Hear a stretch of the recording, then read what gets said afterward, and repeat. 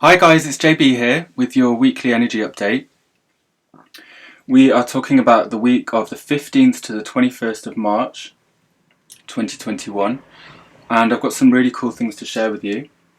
Um, we're still in this Piscean theme this week, okay?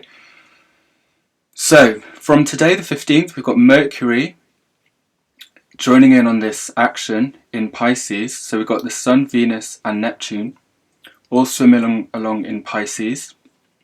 So 4 planets in Pisces this week for the most part of the week. So really still a chance to release. That's very much a Piscean theme. As we move towards the spring equinox, which is on the 20th, and that's a massive, massive day. So we'll talk about that in a bit. But yeah, there's still a chance this week, guys, to practice surrender. Mercury is our thinking mind, how we learn, how we communicate.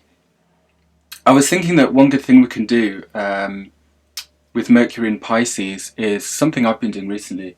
If you have a question about something, rather than using the rational mind, you can actually, Pisces is very much about the right brain, so you can actually get really still and ask yourself this question: what is the truth about this, whatever it may be? And you can just sit there in silence and wait for an answer to come up. It's much more dealing with the etheric realms and getting a solution there. So very well started this week, and yeah, I'd really encourage you to carry on resting, relaxing, taking time out. That's very much these are all Piscean things, because yeah, the energy really shifts on the 20th as we move into the spring equinox for a new cycle, because this is basically the wheel of the zodiac, and we move around the year like this, and this is where it all starts again in Aries, okay, and that's where we're moving towards this week. So it's the end of a cycle. What do you want to let go of? What do you want to carry forward? Since last April, or March, I beg your pardon, Aries season. Because yeah, we are moving into a much more action-driven time with Aries.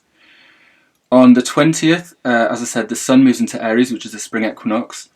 One thing I love for these couple of weeks is that the Sun and Venus have been travelling together on their little peace mission together in Pisces. So they're going to continue doing that. Venus is going to go into Aries on the 21st. Again, taking the action very much into the body, out of the head, into the body, into action. Very decisive action with Aries.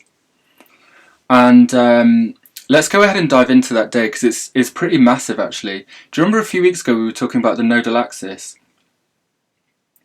Well, that's going to be picked up now again, because with the shift, with the emphasis moving into Aries this week, who's the ruler of Aries? It's Mars. It's this guy here, Mars.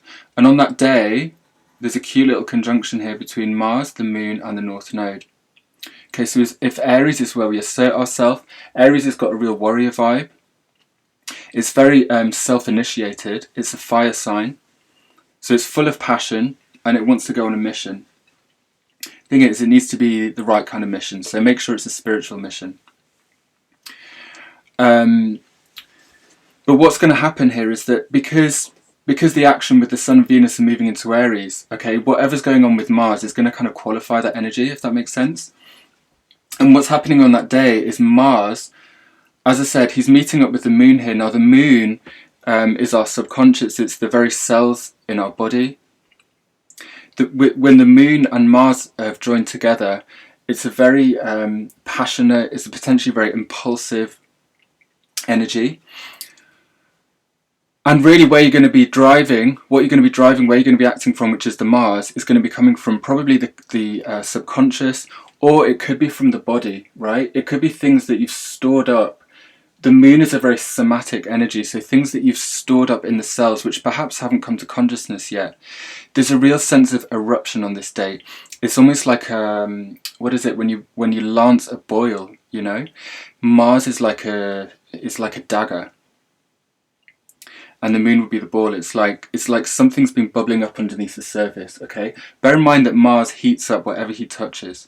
So it's potentially a very stormy energy right here.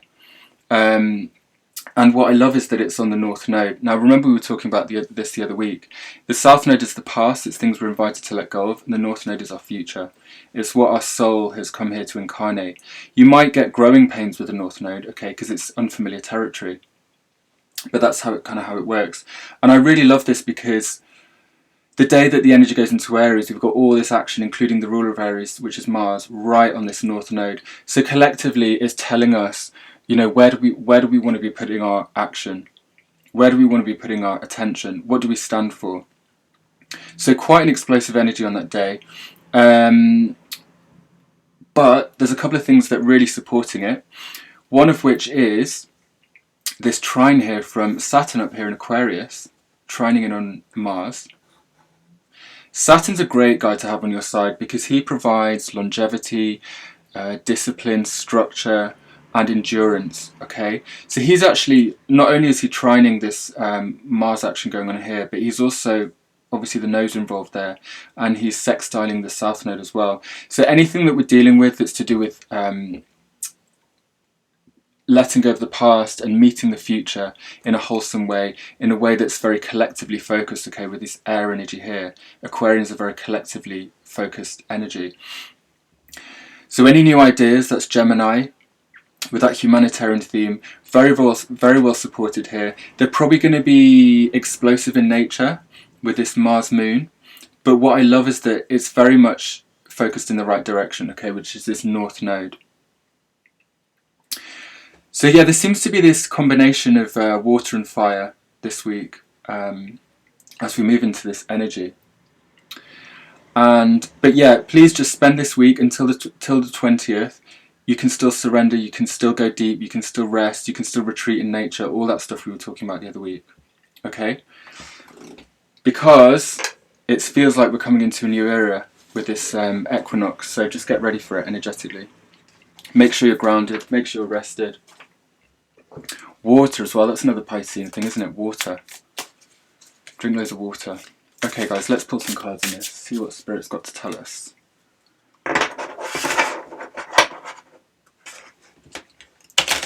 About this coming equinox, and we've still got loads of beautiful Pisces energy this week, so I think I might focus on that because we can start talking about all this Aries action from next week as we start to enter this new cycle. So please Spirit, tell us what we need to know about this coming week, 15th to the 21st of March 2021, as Mercury comes into Pisces. Still a lot of guys swimming about in there, and then we've got this equinox approaching. Okay, so what have we got? Eight of Swords, keep on getting that card. That's Gemini energy. It's the first part of Gemini actually, which I think is where the action's still going on. So yeah, definitely a nod to the North Node there. King of Pentacles. Okay, so have we learnt the lessons? Are we at that stage where...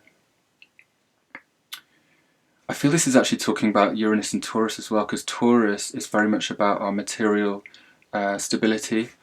I might pull some more cards on that to get some clarity around that. But basically the King of Pentacles, we've reached the mastery of that element. It's often when we've studied something or we've just got to this place where we can really be an authority. And then the High Priestess in reverse, well how about that? Secrets, this is a lunar card. So yeah, we're very much being drawn towards the Moon-Mars North Node conjunction, aren't we, with these guys here. High Priestess in reverse. Okay, so High Priestess, this thing's hidden, okay? You want to stay in the subconscious waters this week. Use that Mercury in Pisces to navigate that territory if you're not very comfortable there. And really the lesson here is, this is again playing into this beautiful Mars-Saturn trine. Just analyse these thoughts. I'm sure we had this card the other week. This is where we are being bound. It's often where our mind is our own worst enemy. But the fact is with this card is that the solution's always with you, okay? It just takes a bit of analysis, a bit of diving deep, seeing what your fears are, seeing what you're attached to. There's an energy of freeing ourselves from the shackles with this card. It's not there yet, because there seems to be fair bit of hidden energy here. There seems to be a bit of mental blocks as well with these two guys either side. But I feel that, yeah, what we're working towards is this mastery of ourselves, and I'm really pleased that the King of Pentacles has come up. That's a really positive. You know what I love about this card is that it's like a kind of put your money where your mouth is card, okay? So we've been on this workshop for however many years. Lots of truth coming to light. That's this. But it feels like on this equinox, we're going to be able to navigate it. We're going to be able to make something tangible of it and be serious. It's not just some impulse, right? Which Mars can often be.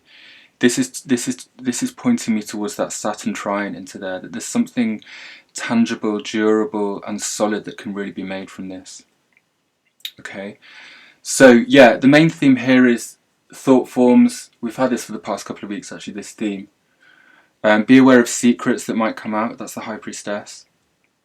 And yeah, really use this week to, as I said, use that technique I said before, to dive into your thought forms and get answers from the body, okay? That's what the moon is. Get answers from the body. The rational mind might not understand them, but there's a whole wisdom that you're connected to through your body. It's like a vibrational field that you can tune into. I do, as I said, want to pull some more cards on this King of Pentacles, just to give us some clarity about, I don't know, what is it we've been learning? What is it we've mastered? What is it that we're taking forward? It's a very empowered energy. It's very stable. So what are the lessons of the King of Pentacles? Wow, so a lot of healing. Yeah, look at that. Heartbreak. Let go of it. Let go of resentments. Let go of anything that's not allowing you to travel lightly through this. Because this Aquarian energy that we're moving into is so fast. And you want to be able to move quickly like that, okay?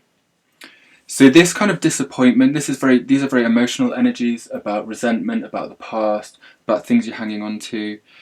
Sometimes it's just time to walk away from those things. So yeah, this is very much about the Mercury and Pisces, I feel. And I'm absolutely loving this card. Both these cards to me speak of healing, which is amazing. And this one actually. This is more of a like what is it? It's like having a good old cry, the Eight of Cups. You've realised, you know what, this situation is not fulfilling me. It's not what I thought it would be, so I'm going to walk away. And this has got a similar vibe as well. So a lot of walking away, release, and first and foremost this beautiful star, which is the Aquarian energy. Look how proud she is. She's totally unashamed. She is sovereign. Very obviously feminine energy that we're moving into. And the star is that Aquarius. It's the goal. It's the collective vision that we have. It's taking us back to that Saturn in Aquarius. This is really boding well, guys, for what could happen on this equinox. Something that really lasts, that's really stable, and that benefits everyone. So guys, set your intentions really high. Use this week to release, to heal, to ground, to go deep. Sometimes a High Priestess just wants to sit in a room and read a book, you know, get really quiet. Yeah, just be aware we're moving into some really crackling, explosive energies. So I feel it's a great time to carry on retreating if that's what you're doing. And really be gentle with yourself. And I'm really excited about this equinox in this new cycle. We're travelling very free, we're travelling very light. And there's something really tangible we can take forward with that together. So thank you so much. I'm really pleased that you joined me this week. If you'd like a personal reading, check out my website, which is jbshaw.com. And I hope you have a very serene week. And I'm really looking forward to catching up with you next week, same time, same place.